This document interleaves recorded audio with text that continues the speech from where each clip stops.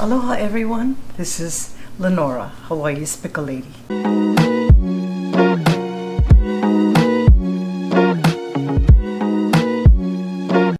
Today we're making Chinese sweet sour spare ribs, and this is the way my mother and family used to make it. In the restaurant it's quite different. I think they just dump everything in the pot and cook it. But in this case, we want color, we want taste. So these are the steps. So I have here about 4 pounds of spare ribs, and when you buy it, it's in a big piece, and you have to tell the butcher to cut it into like about inch or inch and a half pieces.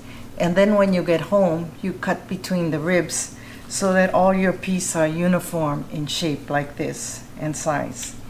So I'm using thick soy sauce, and it comes like this in a bottle. It says thick soy sauce, and as you can see, it's very thick, like kind of molasses. It's black, slightly sweet.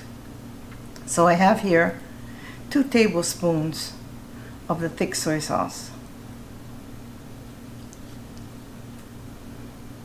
Very sticky. And then a 1/4 cup of flour. And what you're gonna do is you're gonna mix it all up.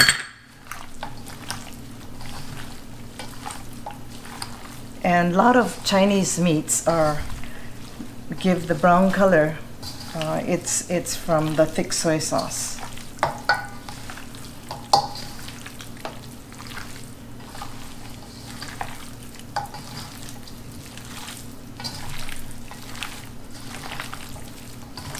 So you have to mix it up real good so everything is colored.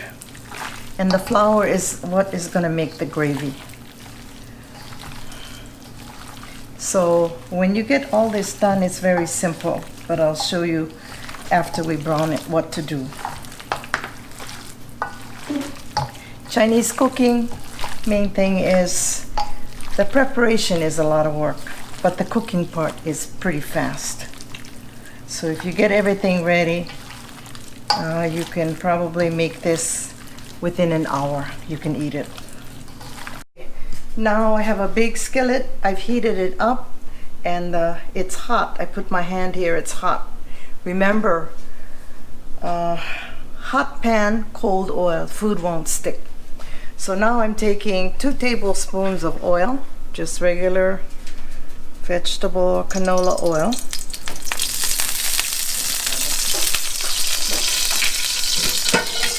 And then I'm just gonna put each one individually and just brown it. It won't take too long.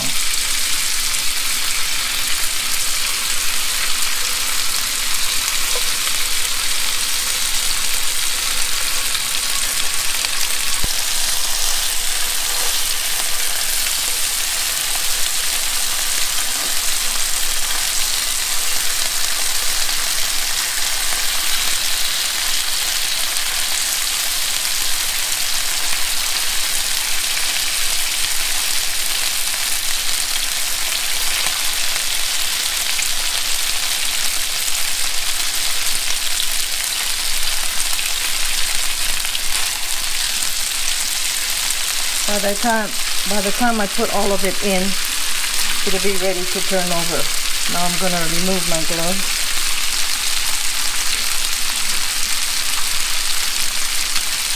And use the towel. And if it splashes too much and makes a mess, you can cover it with this splatter screen. It works really well. And the heat is on medium-high heat. You see it's already browning. That's all you need.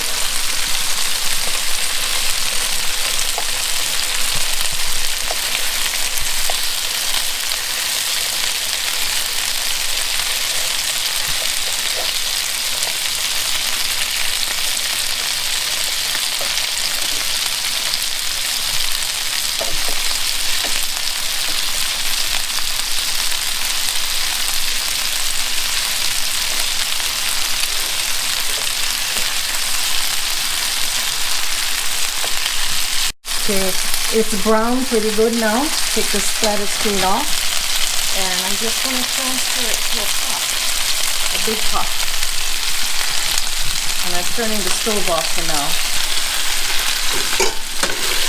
Okay, nice and brown.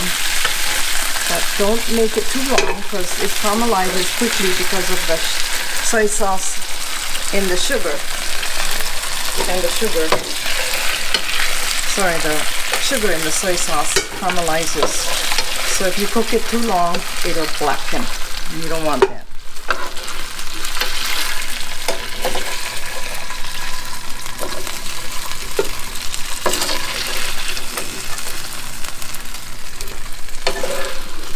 Okay, now I'm going to continue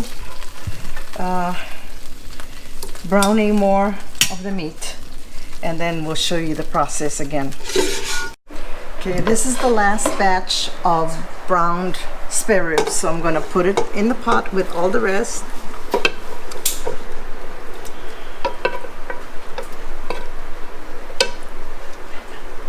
And don't take the oil.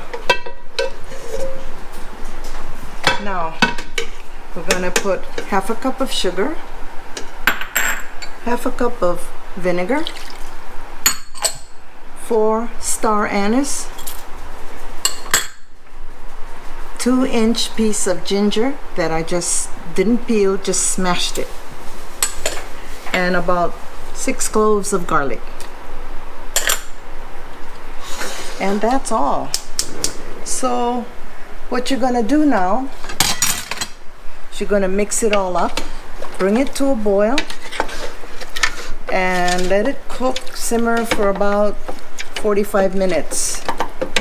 And it should be done. Or maybe you watch it, it could be a little bit longer, maybe about 5 or 10 minutes more. Okay? So every so often you can come here and stir it, and it'll be ready. And that's it. This is the finished product. I said to cook it for 45 minutes, but at 45 minutes it wasn't quite done. So I let it cook another 15 minutes, so an hour total. So you have to check it every so often to make sure it's cooked. And when it kind of leaves the bone like this, that's a good indicator. And if you touch it, it just moves around very easily. So there's a lot of grease in here from the ribs itself.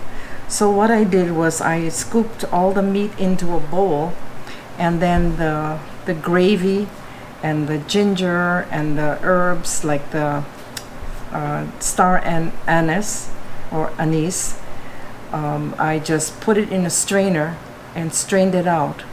And then I took a spoon and tried to get out as much as the grease on top that I could. And then I poured the gravy over it, so that way it works out better. So I want to try it now. It's really delicious. See, you don't need a knife, it just falls apart very easily. And the gravy is delicious with rice. It's my favorite. Okay, so I'm gonna taste it.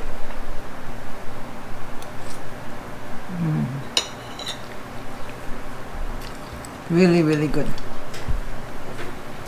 So the other thing you could do is some people like to put pineapple in it, like canned pineapple, chunks if you want. Some people put bell peppers. And my mother used to pickle daikon, or the white radish, and then she used to put it in. So it's up to you, or you can just serve it like this. So